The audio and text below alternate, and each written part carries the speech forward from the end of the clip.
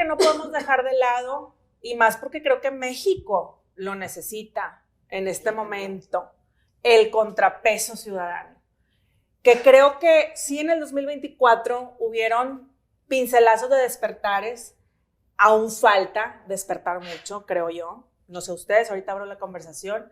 Creo que seguimos adormilados de cierta forma, pero hay que voltear a otras partes del mundo. Por ejemplo, un Corea, en donde lo voy a leer porque está medio complicado, John Suk Yeol, pues ya está enfrentando un impeachment, ¿sí?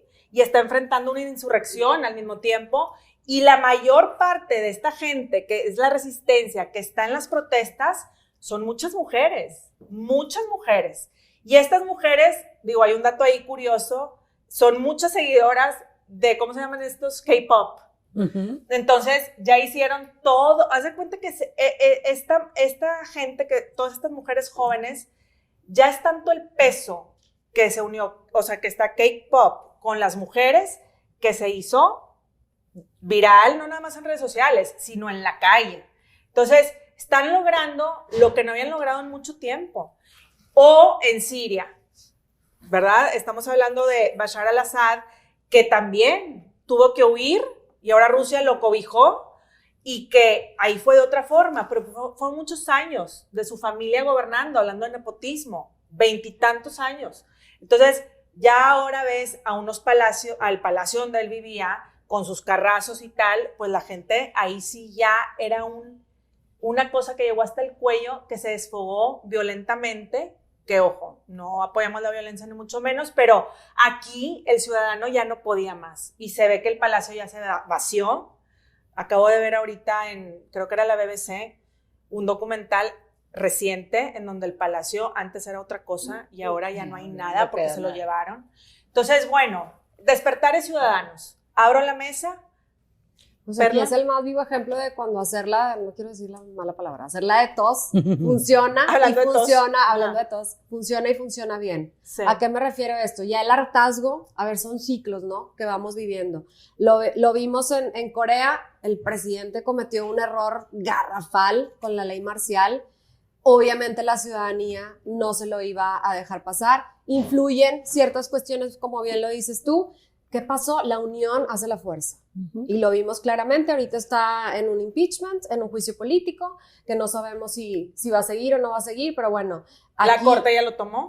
Exactamente. Uh-huh. Y lo mismo lo vemos en Siria. Se unen fuerzas radicales de varias gente y quitan desde que era 1970 el régimen de Al-Assad, y bueno, vaya, se refugia a Rusia. Volvemos a ver. Aquí quisimos verlo semejante con la Marea Rosa y todo lo que hemos estado viendo con el INE y las organizaciones y con las elecciones pasadas, no es suficiente.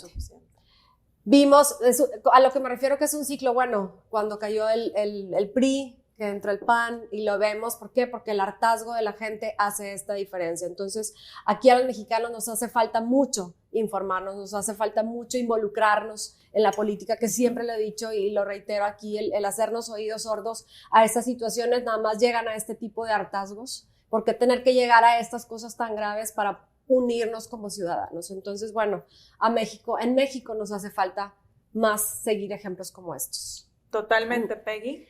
Yo creo que el movimiento, ahorita que lo mencionaste, lo recordé, el de la Marea Rosa. Yo creo que fue un movimiento muy importante en nuestro país, donde nos mostró un contrapeso real. Pero en ese momento. Sí, porque ahorita tú lo acabas de decir, me acordé. A eso es a lo que voy, a eso saco el comentario.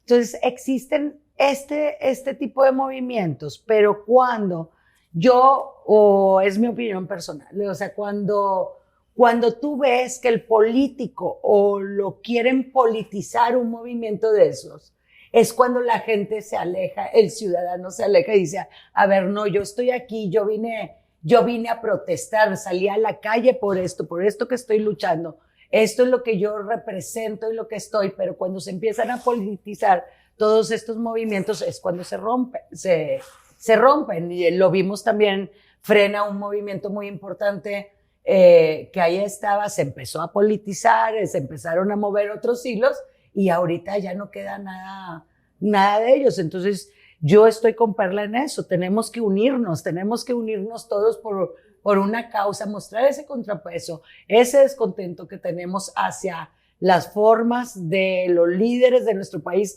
y no nada más estoy hablando a nivel federal, estatal y local, o sea, hay mucho que están dejando que desear y no estamos haciendo nada por ese trabajo. Y también exigirles a los diputados, a los senadores, que son los que pudieran hacer ahorita algo de parar todas estas barbaridades que están sucediendo. Están sirviendo a un partido, no están sirviendo a un país, no están sirviendo a la ciudadanía. Por las dos vertientes, para irnos contigo, Indira.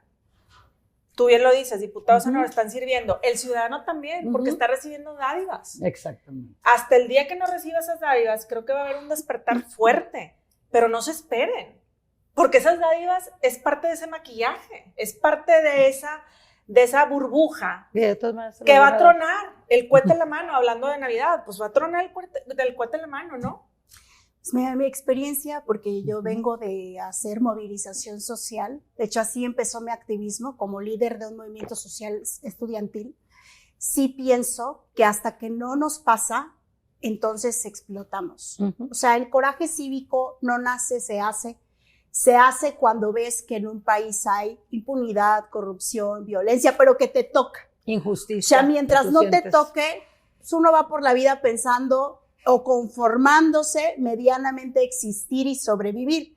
Pero cuando te pasa, entonces se abre una caja de Pandora y es incontenible.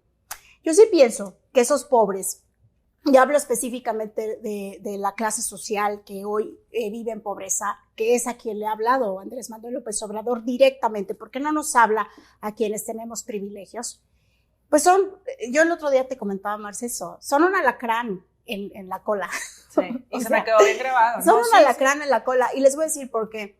Porque esos pobres, que ser pobre no significa no ser inteligente, tarde o temprano se van a dar cuenta del chantaje en el que están viviendo. Y en algún momento el Estado no va a tener lo suficiente, ni los narcos tampoco, para poder estar aceitando la máquina, como quien dice. Como papá gobierno. Ajá, como papá gobierno. El papá gobierno se va a acabar. O sea, no hay manera, de verdad. En el futuro no, los gobiernos chicos no es que vengan por moda o por ideología incluso, es que es la realidad la que está rebasando y alcanzando. Entonces, ese alacrán en la cola va a explotar. Y cuando explote, se van a convertir en sus peores enemigos. De ahí va a salir la oposición, de quienes hoy aman a Andrés Manuel.